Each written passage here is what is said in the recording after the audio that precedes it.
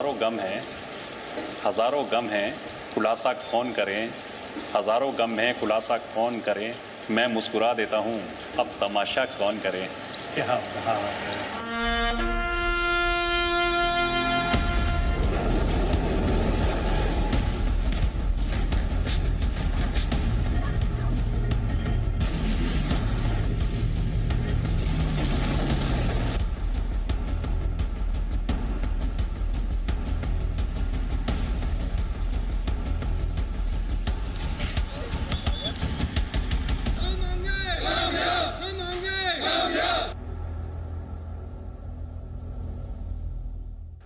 नमस्कार, आप देख रहे हैं जी पंजाब हरियाणा हिमाचल। मैं हूं संदीप सिंह। आज की वीर गाथा एक ऐसे जाबाज की कहानी है जिसने सिर्फ सरहद पर नहीं, आसमान में भी तिरंगा लहराने की ठानी थी। नायक प्रेम सिंह पैरा रेजिमेंट के स्काई डाइवर और आज एक जिंदा मिसाल हैं। कारगिल की ऊंचाइयों से लेकर खेल के मैदान तक और फिर एक ऐसा हादसा जिसने शरीर को तो बांध दिया लेकिन हौसले को नहीं। आज हम मिलवाएंगे उस फौलादी जज्बे से जो जिंदगी के हर मोर्चे पर डटा हुआ है। यह है वीर गाथा जज्बे से जीत तक का दूसरा अध्याय।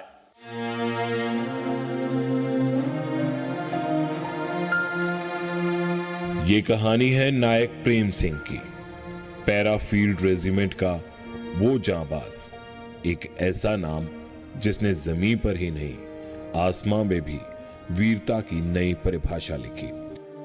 साल 1994 में जब उन्होंने भारतीय सेना ज्वाइन की तो देश के लिए जीने मरने का संकल्प साथ ही लाए। उनके निडर हौसले को देखते हुए उन्हें चुना गया। सेना की para brigade sky diving team का अहम हिस्सा वो बन गए। हजारों फीट की ऊंचाई से कूदना, तेज हवाओं को चीरते हुए जमीन पर उतरना, यह सिर्फ खेल ही नहीं था, ये जुनून था और जिंदगी थी। लेकिन 2003 में स्काई डाइविंग एक्यूरेसी चैंपियनशिप के दौरान एक ऐसा हादसा हुआ जिसने सब कुछ बदल दिया। आसमान से गिरकर रीढ़ की हड्डी में आई गंभीर चोट ने उनके शरीर का निचला हिस्सा हमेशा के लिए लकवाग्रस्त कर दिया। पर हौसला वो आज भी वैसा ही है, अडिग और अजयी। नायक प्रेम सिंह आज भी हर उस जवान के लिए प्रेरणा है जो हालातों से नहीं, सिर्फ हिम्मत से चलता है। हम होंगे कामयाब इस खास कार्यक्रम में। चलिए बातचीत का सिलसिला शुरू कर देते हैं। सर, स्वागत है आपका जी पंजाब हरियाणा हिमाचल पे। सबसे पहले आपका नाम जानना चाहूंगा, आप कहां से हैं और फौज कब ज्वाइन की थी? सर, मेरा नाम नायक प्रेम सिंह है और मैं 94 में दिसंबर में फौज ज्वाइन की थी। BRO शिमला से हमारी भर्ती हुई थी और वहाँ से हमें फिर हैदराबाद भेजा गया और हैदराबाद से आगरा। फिर वहाँ से हम वॉलंटियर आए थे पैरा के लिए, तो फिर आगरा में थे। तो पैरा में थे तो इसका मतलब आप आसमान से काफ़ी बार जंप कर चुके हैं। क्या कैसे शुरुआत हुई जब पहला जंप आपने किया सर्विस के दौरान? मन में क्या चल रहा था? और उसके बाद कई सारे ऐसे सरप्राइज एक्सपीरियंस आपके सर्विस के दौरान हुए होंगे। सर, हमारे कुछ पैरा में 2 जंप तो हमें कंपल्सरी है। पहले हमारे 5 कराते हैं ट्रेनिंग टाइम में, ट्रेनिंग काफ़ी मुश्किल है। उसके बाद 2 जंप हमें कंपल्सरी है, हर साल करने पड़ते हैं। और जैसे कई एक्सरसाइज है या फिर लड़ाई में है कई बार, तो हमें ऊपर से ड्रॉप करके हमें अपने जगह तक पहुंचना पड़ता है।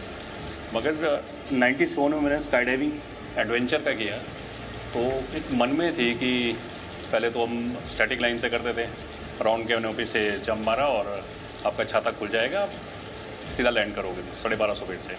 तो मन में था कि यार विदाउट पैराशूट मतलब स्टैटिक लाइन के कैसा लगता है या कुछ, उसके लिए काफ़ी था। जब हम जंप कर रहे थे बहुत सारे स्काई डाइवर मिलते थे, एयरफोर्स के, आर्मी के। तो हमारे उस टाइम कैप्टन बलजीत साहब गए थे, US गए थे। उस टाइम लगा कि हमें करना चाहिए। मैंने बहुत कोशिश की शुरू में, तो फिर जाके मेरा नाम दिया गया था इसके एडवेंचर के लिए। 4 बार से एडवेंचर किया 97 में और उसके बाद हमने कन्वेंशन किया एयरफोर्स से 99 में, यानी कारगिल के बाद, जब कारगिल ख़त्म हो गया था उसके क्या बाद। उम्र थी उस दौरान? उस वक्त मेरी 22 साल थी उम्र। तो डर लगा? नहीं, एक पैशन था कि बस कूदना है। तो उसके बाद तो कई जगहों से आप कूदे हाँ, होंगे। डेमोस्ट्रेशन के लिए जाते थे और एक्सरसाइज में, प्लस जब भी जाते थे तो लास्ट मेरा 245 में मेरा चोट लगी है जी। 244 हो चुके थे मेरे, 244। तो जब ये हादसा आपके साथ हुआ तो उस दौरान आप कहाँ थे और किस एयरक्राफ्ट से आप जंप कर रहे थे, और ये हादसा होने से पहले का क्या मंजर था और उसके बाद का क्या मंजर रहा? सर उस टाइम एक स्काई डाइविंग एडवेंचर कोर्स चला रहे थे हम SFI आगरा से। तो कोर्स हमने बीच में हम अपने बॉम्बे गए थे डेमोस्ट्रेशन के लिए, वहाँ पर जंप करके आए 22 मार्च को, और उसके बाद वापस आके कोर्स ख़त्म करके फिर हमें चैम्पियनशिप के लिए जाना था एयरफोर्स स्टेशन हिंडन। तो हमारी एक टीम, 2 टीमें जा रही थी आर्मी से, और बाकी एयरफोर्स ने भी 17-18 टीमें थे टोटल, वेटरन्स भी थे उसमें पुराने। तो 22 अप्रैल को हम एयरफोर्स स्टेशन हिंडन पहुँच गए थे। तो वहाँ पर जंप किया हमने पहले, एन-30 से करवाया। उस टाइम हमारा जो चैम्पियनशिप था वो Mi-17 से था जी। तो फिर उसमें काफ़ी अच्छा चल रहा था, बहुत बढ़िया था। लगता था कि ट्रॉफी लेके जाएंगे। एक 15x15 का स्टैंड बिछा हुआ था, उसके अंदर एक डिस्क लगती थी 15 सेंटीमीटर की, और उसके अंदर एक वाइट कलर का निशान था जिसको हमने हिट करके पॉइंट रहे थे। बुलजाई। बहुत सारे अंपायर्स बैठे थे। तो उस दिन काफ़ी भीड़ थी। 26 अप्रैल की बात है ये। मॉर्निंग में एक जंप हुआ हमारा, उसके बाद वो कैंसिल हो गया। फिर दोबारा हमें जंप के लिए मेरे लिए मना कर दिया, और 4 जो हमारे टीम मेंबर थे उनके लिए बताया कि भी ये जंप करेंगे। लास्ट टाइम मैं जब एली टेकअप के लिए जा रहा था, उस टाइम मुझे बुलाया कि भी तुम आ जाओ। मैं सोचा यार बार बार क्यों, होता ही मूड ऑफ हो जाता थोड़ा। तो जब मैं गया तो बहुत अच्छा जंप हुआ, मेरा फॉल अच्छा हुआ, और लास्ट टाइम उस दिन एयरफोर्स के चीफ भी आए हुए थे जी। तो सारे काफ़ी लोग बैठे हुए थे।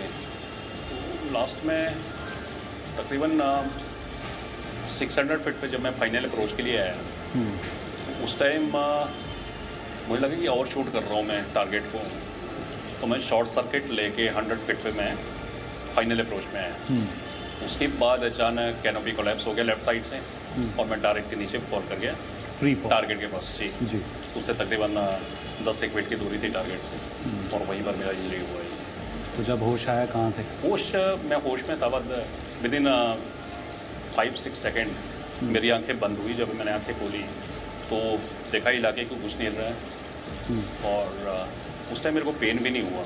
बस ये लगा कि बड़े ज़ोर की आवाज़ आई कि बस कुछ नहीं है। मैं हाथ हिला के देखे, टांगे कुछ नहीं हिला। तो आपके उसके बाद साथ जो लोग वहाँ खड़े थे वो क्या बोल रहे थे? वो आए, सबसे पहले दौड़ के आए। तो उन्होंने, एक त्रिपाठी साहब थे स्क्वाड्रन लीडर, तो उन्होंने सबने बताया कि इसको छेड़ो मत, इसको टच मत करो। इसके सबसे पहले मेरे शूज़ निकाले और मेरे पैराशूट को निकाला बड़ी मुश्किल से। उसके बाद मुझे MI रूम ले गए, और उसके बाद बेस हॉस्पिटल वहाँ से ले गए, और बेस हॉस्पिटल से 2 दिन के बाद मुझे RR हॉस्पिटल भेजा जी। तो वहाँ ट्रीटमेंट के दौरान डॉक्टर से आपकी बातचीत हुई, क्यूरियोसिटी हुई होगी कि मेरे लोअर पार्ट नहीं चल रहा है, मैं नहीं, कैसे ऐसा ठीक कुछ होऊंगा? दिमाग में नहीं आया उस टाइम। अगर मैं असली बताऊँ आपको, तो उस वक्त मुझे ये लगा था कि जल्दी ठीक हो जाएंगे। हमारी टीम मिलने के लिए आई, हमारी कैप्टन चौहान साहब थे, RPS चौहान 1SF के थे उस टाइम, ब्रिगेड में पोस्टेड थे। तो जब वो मेरे पास मिल जाए तो मैंने उनको बताया कि मेरे को ट्रॉफी चाहिए थी इस तारीख को, और उनकी आंखों में आंसू थे, वो पीछे मुड़े और निकल गए। उसके बाद मेरे से बात नहीं की। तो मुझे लगा कि मैं जल्दी ठीक हो जाऊँगा, ज़्यादा चोट नहीं है। स्पाइनल कॉर्ड का किसको पता था उस टाइम। तो जब मेरा ऑपरेशन हुआ 30 अप्रैल को, उसके बाद मैं कोमा में चला गया था 8 मई को। 22-23 दिन कोमा में रहा। जब मैं कोमा से वापस आया तो एक दिन हल्का सा मेरा पाँव का अंगूठा हिला, और मुझे लगा यार तो अभी तो बहुत जल्दी ठीक हो जाऊँगा मैं। टेक्योस्टोमी थी मेरी। तो बस वैसे ही लोग आते रहे हैं, चलते गए हैं, और बस फिर जब PR से उधर पुणे गए हम, अपना हॉस्पिटल में वहाँ से भेजा हमारे को, तो वहाँ पर लगा हमें कि 20-20 साल से लोग बैठे हुए हैं। तो काफ़ी फिर लगा कि यार कुछ नहीं हो सकता। डर लगा कि 20-20 साल से ये ठीक नहीं हो पाया? 3 महीने का कैसे सफ़र ठीक काफ़ी मुश्किल था, कि जिससे बाहर निकलने में लगे मुझे। बहुत रोता था रात को चादर ओढ़ के, और कोई देखे ना मुझे, और सुबह भी कुत्ता रोता था, उठता था, बस ऐसा ही था। बस उसके बाद फिर लास्ट में हमें ये नहीं था पता कि सेंटर यहाँ भी है, ऑब्वियसली किसी को पता नहीं। तो हमें पुणे का पता था, तो तो बाद में मुझे यहाँ भेजा कि भाई घर के नज़दीक रहेगा। लेकिन जिस दिन मैं पहली बार आया यहाँ पर, तो जैसे ही गेट से अंदर आया, मैंने कहा देखा एक खूबसूरत जगह, कितनी खूबसूरत जगह है। और उसके बाद 2006 में मेरा एडमिशन हुआ वहाँ पर PRC में। जी, PRC में। तो मैं सबसे पहले थैंक्स करना चाहूँगा अपनी कमांड का, और जिनके दिमाग में भी ये आइडिया है और पूरी कमांड देख रेख करी, अपने डायरेक्टर साहब का, और जो उसको चला रहे हैं और हमारा ध्यान रख रहे हैं। तो सारी सुविधाएं, मतलब एक बोलते हैं कि ज़िंदगी का नहीं लगता कि यार हमारे साथ ऐसा हुआ है, ठीक है, कभी ऐसा नहीं लगता कि यहाँ जिस तरह का माहौल है, जिस तरह की सुविधाएं हैं, तो अपने आप में खास है। आप लिखने के भी शौकीन हैं, एक शेर आपसे सुनना चाहूँगा। शेर, चलो शेर से ही शुरू करते हैं। जी। शेर मेरे कुछ अपने हैं, शेर मेरे कुछ अपने हैं, कुछ पराए हैं। अल्फाज मैं जो बयां कर रहा हूँ वो आपके भी हैं और मेरे भी हैं। क्या बात। और सुनना चाहूँगी, एक और। हज़ारों गम हैं, हज़ारों गम हैं, खुलासा कौन करें, हज़ारों गम हैं, खुलासा कौन करें, मैं मुस्कुरा देता हूँ, अब तमाशा कौन करे। क्या बात है। तो परिवार में कौन कौन है? और परिवार में मेरे भाई है, 2 बड़े हैं, और मदर है, चाची है। तो जब ये सिचुएशन आपके लिए एक चुनौती बनकर आई, क्योंकि आप तो फौजी हैं, जी। एक फौजी को फौजी बने रहने के लिए बहुत कड़ी मेहनत करनी पड़ती है, लेकिन अब एक और नई चुनौती आपके सामने थी, तो आपने इसको कैसे ओवरकम किया? PRC ने आपका जो है ध्यान कैसे भटकाया? क्योंकि आप एक तरफ ठीक होना चाहते थे, एक तरफ डिप्रेशन की तरफ भी जा सकते थे, फिर यहाँ आने के बाद जो ट्रीटमेंट का दौर शुरू हुआ, फिर जो आपके चेहरे पे अब ये खुशी देख रहे हैं ना, इसे देख के बड़ा मज़ा आ रहा है। तो इसके पीछे सुनना चाहूँगा। सर, इसके पीछे मैं अकेला नहीं हूँ, बहुत सारे लोग हैं जो हमें मिलते हैं पूरी ज़िंदगी में, और ख़ासकर सबसे बड़ा क्रेडिट मैं देना चाहूँगा अपनी यूनिट को, 9 पैराफील्ड रेजिमेंट, और जिस तरह से उन्होंने मेरा साथ दिया एक दूसरा परिवार बन के।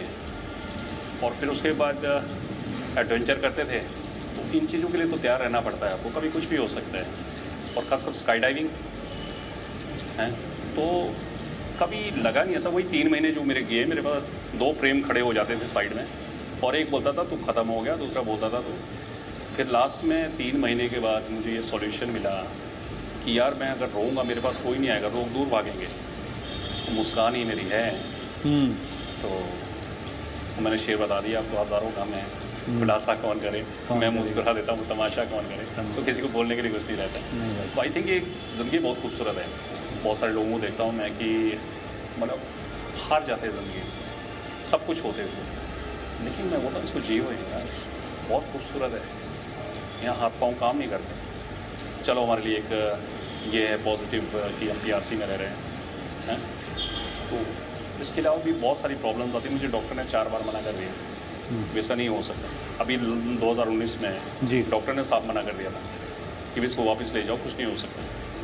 तो लेकिन नहीं, अगर आपने जीने की अंदर तमन्ना है, आप जीना चाहते हो खूबसूरती से, तो जब तक ईश्वर ने निश्चित किया तब तक है, कोई नहीं छेड़ सकता आपको। समस्याएँ तो आती रहेगी ज़िंदगी में, यही है। अभी रिसेंटली दोबारा से भारत पाकिस्तान के बीच जो है युद्ध की स्थिति बन गई थी, ऑपरेशन सिंदूर हुआ, उस दौरान आपके मन में क्या चल रहा था कि मौका मिल जाए तो दोबारा? बिल्कुल सर, हम तो आज अभी भी जाते हैं। और उस टाइम ऐसा था कि पाकिस्तान का लोग परेशान थे कि भाई ऐसा होगा वैसा। तो मेरी बात हो रही थी किसी, तो उन्होंने, मैंने कहा कुछ नहीं होने वाला, शांति से बैठे रहो कि 2 दिन में निपट जाएंगे। पता है कि पाकिस्तान क्या कर सकता है, वो चैन से किसी को नहीं बैठने देता। तो हमें पता है कि हमारी कितनी कैपेबिलिटी है, हम क्या कर सकते हैं। आपको मौका तो हमारे मिलेगा पास तो दोबारा ज्वाइन करें? बिल्कुल सर, हम तो तैयार बैठे हैं। चलिए, जाते जाते आपसे एक वो आखिरी शेर सुनना चाहूँगा जिसमें एक फौजी का जिक्र आप कर रहे थे। फौजी का, ज़िंदगी सता ले मुझे जितना सताना है, ज़िंदगी सता ले जितना सताना है। तुझे क्या लगता है हम डर जाएंगे? तुझे क्या लगता है हम डर जाएंगे? फिक्र ना कर, फिर से भारत माँ की सेवा करने, भारत माँ के आंचल में फौजी बनकर आएंगे। क्या बात है। तो ये प्रेम है, इनका जज्बा इनके शब्दों से आप समझ सकते हैं। चलिए, बातचीत का सिलसिला इसी तरीके से जारी रखेंगे, आप बने रहिए हमारे साथ। आज के लिए बस इतना ही। अगले एपिसोड में मिलवाएंगे एक और देश के जाबाज राइफलमैन मोहम्मद लतीफ भट्ट से। धन्यवाद।